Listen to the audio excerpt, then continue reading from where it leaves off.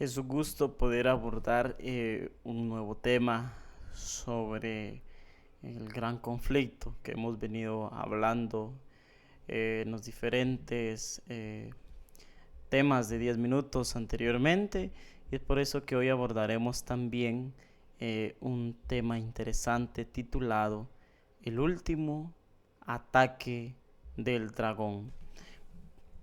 ¿Qué significa este último ataque del dragón?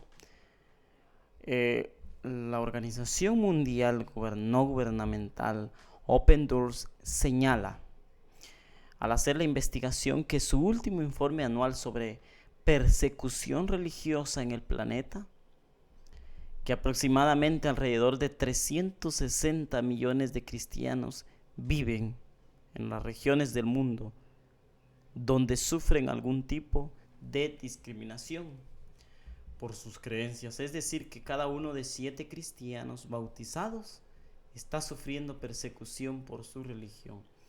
Cuando vemos esta triste realidad, nos cuesta entender cómo en un mundo donde se supone que hay más civilización, donde se supone que hay más derechos humanos, existan lugares donde vivan personas que tienen que padecer a causa de su fe. El apóstol Juan fue desterrado en la isla de Patmos por las autoridades romanas durante el reinado del emperador Domiciano, alrededor del año 95 después de Cristo. La razón principal de su arresto, de su destierro, fue su fidelidad a Cristo y su palabra. Juan era uno de los discípulos más cercanos a Jesús y siempre había convivido con él.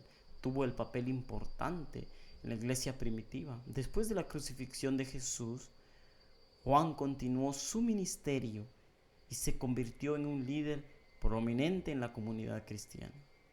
Sin embargo, su influencia y su proclamación de la palabra de Dios eran consideradas como una amenaza para el imperio romano. El emperador Domiciano era conocido como perseguidor a los cristianos y exigía lealtad absoluta hacia él, considerándose así también como una deidad.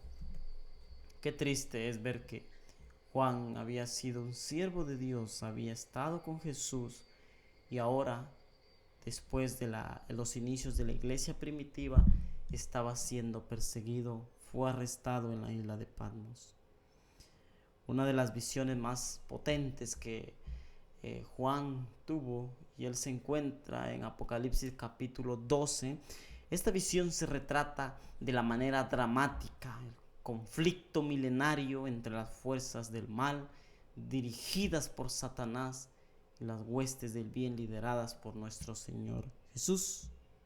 Apocalipsis 12 del 1 al 5 dice: apareció en el cielo una gran señal, una mujer vestida de sol con la luna debajo de sus pies y sobre su cabeza una corona de 2 estrellas, y estando encinta clamaba con dolores de parto.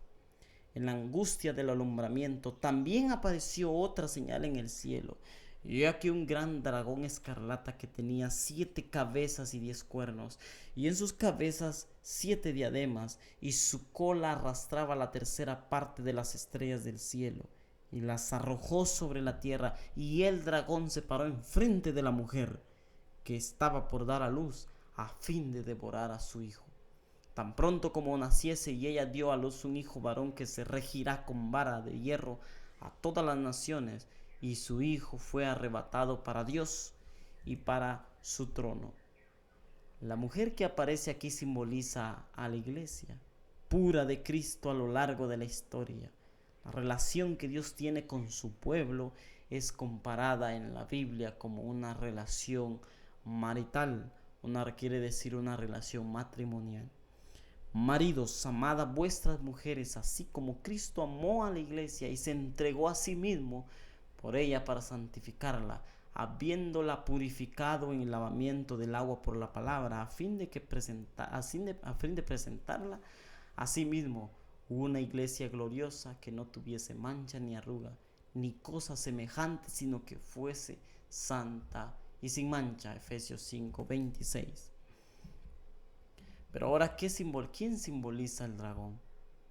¿Quién es? Cuando dice que apareció otra señal del cielo y era un gran dragón escarlata. ¿Quién es el dragón? Como lo comentamos anteriormente, este también es un símbolo que representa a Satanás. De hecho, el mismo capítulo así lo define.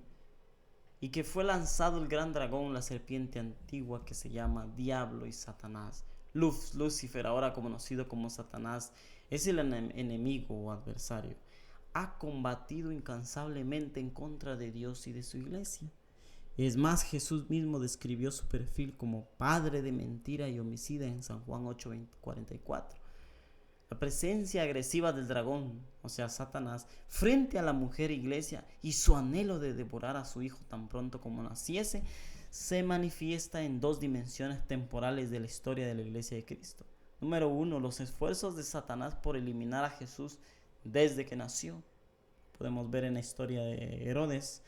También las acciones perseguidas de Satanás en contra de la descendencia de la mujer. ¿Cuál es la descendencia de la mujer?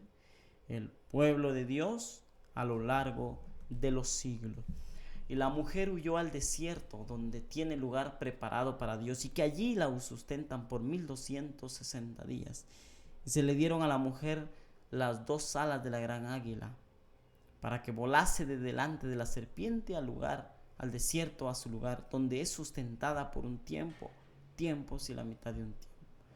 Los 1260 años señalados en Apocalipsis, o su equivalencia como tiempos y medio tiempo, fue uno de los periodos más intensos en donde Satanás y las huestes del mal procuraron apagar la luz del mundo. La iglesia de Cristo en este periodo de gran oscuridad también fue que los cristianos fueron expulsados de Roma, permitiendo que el obispo de Roma tomara el control completo de todas las iglesias cristianas en el año 533. En estos 1260 años culminaron hasta 1798, cuando por orden de Napoleón Bonaparte entró a Roma y tomó cautivo al Papa, llevándolo como prisionero a Francia. Fueron perseguidos durante estos 1260 años. Los cristianos habían sufrido. Así que esto simboliza que el dragón persigue siempre al pueblo de Dios y a la mujer, a la iglesia de Dios. Aunque fue tratado con todos los honores, se le privió al Papa de todo poder político hasta que entonces disfrutara, muriendo en un año después, dejando vacante en una sede. Pero ¿qué pasó en esos 1260 años? El apóstol Pablo años atrás había advertido que una de las artimañas del maligno sería atacar a la iglesia desde adentro, contaminando su pureza. Esto se cumplió dramáticamente cuando en los tiempos del emperador Constantino y su aparente conversión al cristianismo dejó sentir la intromisión de Roma en los asuntos de la iglesia cristiana. Él fue un gran emperador que él se convirtió al cristianismo, pero después de su conversión promovió la tolerancia religiosa y brindó apoyo a los cristianos, lo que llevó a un cambio significativo en la posición del cristianismo en el imperio. Pero esta conversión también llevó a introducir elementos paganos, donde adoptó diferentes actividades falsas de religiosidad, eventos de paganismo, festividades cristianas fuera de lo normal, a lo que Dios le agradaba. Así que fue una historia de sufrimiento para la iglesia, que al parecer era algo bueno al ver que Constantino había aceptado el evangelio, los cristianos emocionados de que el emperador se había convertido al cristianismo.